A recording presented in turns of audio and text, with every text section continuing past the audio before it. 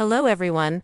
Today I want to challenge something you experience multiple times every single day, and have probably never questioned. That feeling of hunger. The pull toward food that arrives an hour after you just ate. The urgency that builds in the mid-afternoon, even though lunch was adequate. The compulsion toward something sweet or salty after dinner when your body genuinely does not need more calories. You feel it, you interpret it as hunger, and you respond to it. Automatically. Every time. But here is what the research is increasingly clear about.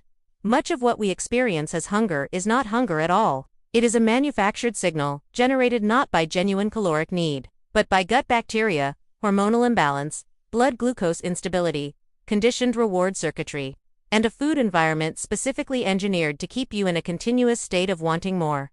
It is a trap. And today, I want to show you exactly how it works. The first layer of the trap is bacterial. Your gut contains trillions of microorganisms, and different bacterial populations have different nutritional requirements. Bacterial strains that thrive on refined sugar and processed carbohydrates produce metabolites and neurotransmitter precursors that travel through the gut-brain axis and arrive in your brain as hunger signals, specifically as cravings for the foods that feed them. The second layer is hormonal, and it operates largely below conscious awareness.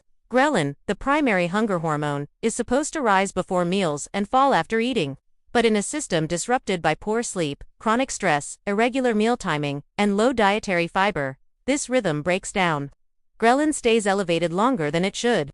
Leptin, the satiety hormone, becomes less effective at signaling fullness, a condition called leptin resistance, which develops gradually in the context of chronic inflammation and elevated body fat. According to research, leptin resistance does not produce an obvious symptom.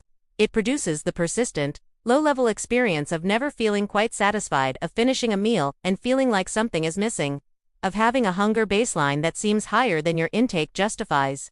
In one study, individuals with elevated inflammatory markers showed significantly blunted leptin signaling compared to matched controls. Even at equivalent leptin levels, the hormone was present. The signal was not getting through. And the person experienced that gap as relentless appetite. The third layer is blood glucose, the most immediate and most misread trigger of false hunger. When blood sugar drops rapidly after a spike, the insulin overshoot pattern I have described in previous videos, the brain interprets the drop as an emergency and initiates a hunger response that feels genuinely urgent. It is not, it is a correction artifact. The body has enough energy stored. The brain is simply responding to the speed of the change, not the actual level of available fuel. According to research, the rate of glucose decline is a stronger predictor of hunger onset than absolute blood glucose levels. People whose glucose drops steeply after a meal, even if the post-meal level is still within a normal range, report significantly higher hunger scores and stronger food cravings within 90 minutes compared to those with stable glucose curves consuming identical calories. You ate enough. The way your blood sugar moved made you feel like you didn't. The fourth layer is conditioned reward, and this is perhaps the most insidious. Because it has nothing to do with biology in the acute sense and everything to do with patterns that have been rehearsed thousands of times. The brain's reward system learns associations.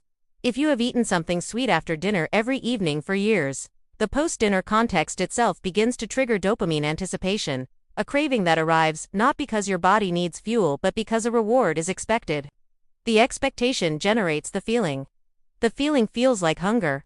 But it is a conditioned reflex, not a physiological need. According to research, food cue reactivity, the automatic craving response, triggered by contexts, times of day, emotional states, or environmental cues associated with past eating is one of the strongest predictors of overeating and dietary inconsistency. In one study, participants who identified their primary eating triggers and introduced a brief pause between trigger and response showed significantly reduced caloric intake and lower self-reported craving intensity over 4 weeks without any dietary restrictions. The pause interrupted the automatic loop. That was the entire intervention. The fifth layer is the food environment itself, and I include it because the trap is not only internal. Ultra-processed foods are specifically engineered to override satiety signals. The combination of refined fat, refined sugar, salt, and flavor compounds in concentrations that do not exist in nature produces a sensory experience that bypasses the brain's normal fullness detection. According to research, the bliss point, the specific ratio of sugar, fat, and salt at which a food produces maximum reward with minimum satiety, is a documented target in food product development. These foods are not accidentally addictive. They are intentionally calibrated to produce continued consumption. In one study, participants offered ad libitum access to ultra-processed foods consumed significantly more calories per day than those offered whole food alternatives, despite reporting equivalent hunger levels before each meal. The hunger was the same.